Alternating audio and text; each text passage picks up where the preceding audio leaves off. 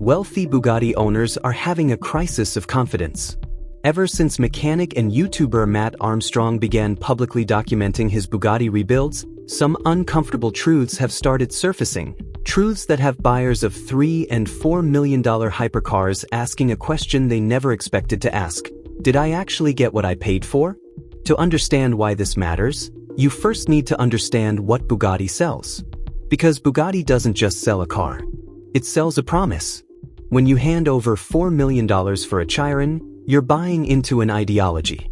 The ideology of absolute exclusivity, of hand-built craftsmanship so refined that only 3 facilities worldwide are certified to service the vehicle, of engineering so advanced, so purpose-built, that the components inside simply don't exist anywhere else, of performance so extreme, top speeds exceeding 250 miles per hour, that entirely new engineering solutions had to be invented just to make it possible.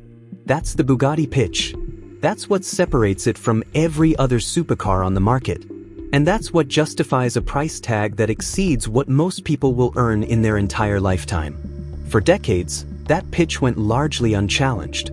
Bugatti occupied a rarefied space where the buyers were wealthy enough that scrutiny felt unnecessary, and the cars were rare enough that few mechanics ever got close enough to ask hard questions. Then Matt Armstrong bought a crash Chiron. Armstrong wasn't on a mission to expose anyone. He's a mechanic and content creator who specializes in rebuilding exotic and salvage vehicles on YouTube. His goal was straightforward: buy a damaged Bugatti Chiron, document the rebuild, and share the process with his audience. But in the course of doing that work, he started noticing things that didn't quite fit the story Bugatti had been telling. The first major discovery came when Armstrong removed the passenger airbag during the rebuild process. On the back of the unit, he found a part number 8V8804H. Anyone who has spent time working on Volkswagen Group vehicles, Audi, VW, Seat, Skoda, knows that numbering format immediately. It's a Volkswagen Group designation. So Armstrong did what any methodical mechanic would do. He cross-referenced it. The part number matched an Audi A3 passenger airbag exactly. Not approximately. Not in a general sense.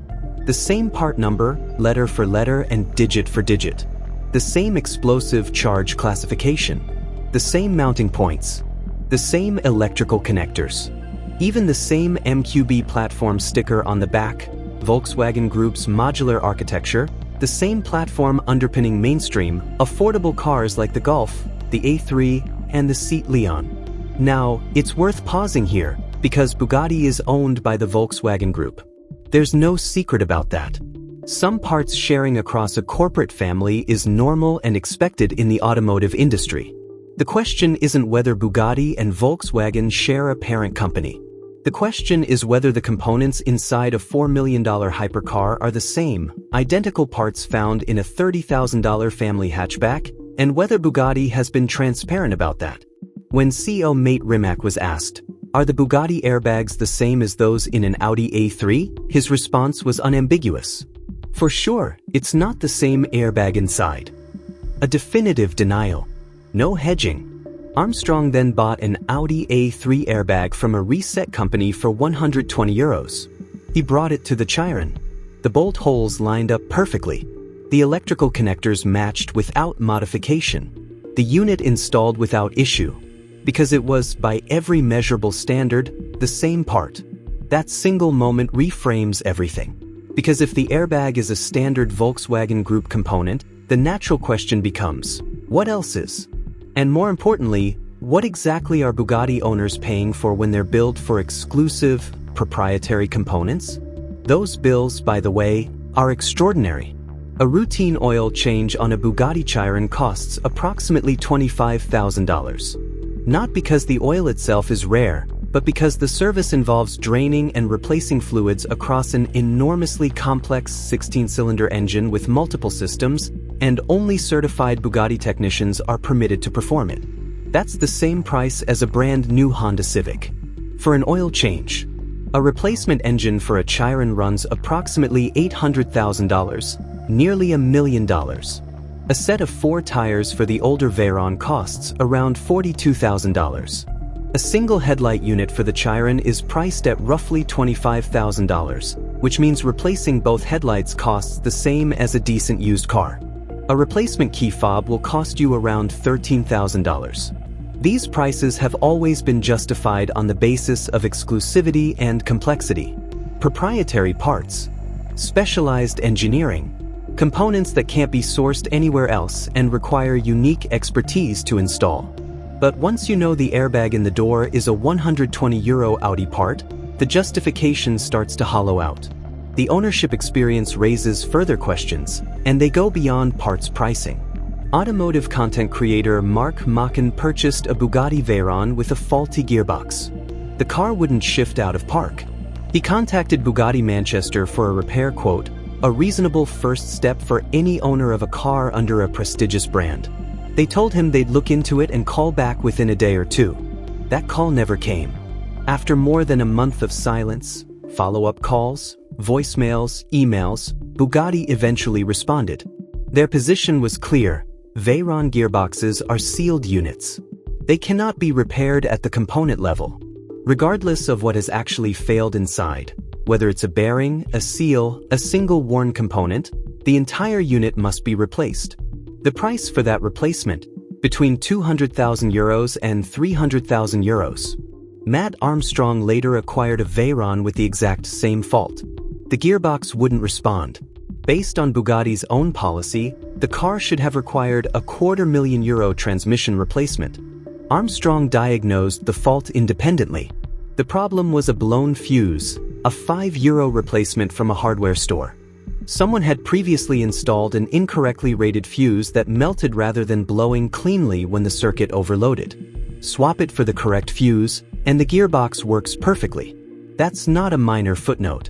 That's the difference between a €5 fix and a €300,000 replacement on a fault that Bugatti's official service network couldn't, or wouldn't, diagnose correctly. The pattern continued with the structural repairs. Bugatti has long maintained that chassis damage on their vehicles requires repair at one of their certified specialist facilities. The implication is that the work is simply too complex and too precise for conventional body shops to handle.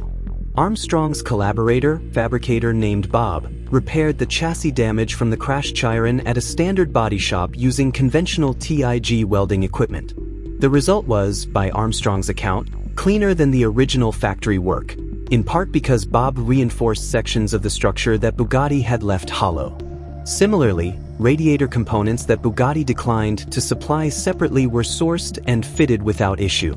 None of this means Bugatti cars are poorly engineered. They aren't. The Chiron and Veyron represent genuine feats of automotive development. The performance numbers are real. The engineering challenge of making a car stable and manageable at 250+ miles per hour is immense, and Bugatti's engineers solved it. The cars are remarkable machines. But remarkable engineering and honest pricing are two different things. And what Armstrong's documentation raises is a legitimate question about the latter. If the components aren't exclusively proprietary, if they're sourced from the same Volkswagen Group parts bin that supplies mainstream vehicles, then the maintenance pricing deserves scrutiny. If a €5 fuse can resolve a fault that Bugatti's service network quoted at €300,000, the service monopoly deserves scrutiny. If chassis repairs can be performed cleanly at a standard body shop, the narrative of irreplaceable specialist expertise deserves scrutiny. For the buyer of a $4 million car, this matters enormously. Part of what that buyer is purchasing is peace of mind. The confidence that the brand stands behind the product, that the service network is competent, and that the premium paid reflects genuine, verifiable value. Armstrong's work suggests that at least some of that premium reflects something else: controlled access to information and parts, and the assumption that owners will never look closely enough to question it. That assumption is now being tested. The Bugatti faithful will argue, correctly, that the performance, the design, and the overall experience still justify the price for those who can afford it. That a $4 million car was never purely a rational purchase, and the emotional and status value remains intact regardless of what's under the trim panels. There's a reasonable case to be made there. But the case for Bugatti's pricing has always rested on more than emotion. It has rested on the claim of genuine exclusivity, of parts and expertise that exist nowhere else. Matt Armstrong didn't destroy Bugatti. He just held that claim up to the light. And in doing so, he raised a question that every current owner and every future buyer now has to answer for themselves. Is a Bugatti still worth $4 million when you know exactly what you're paying for?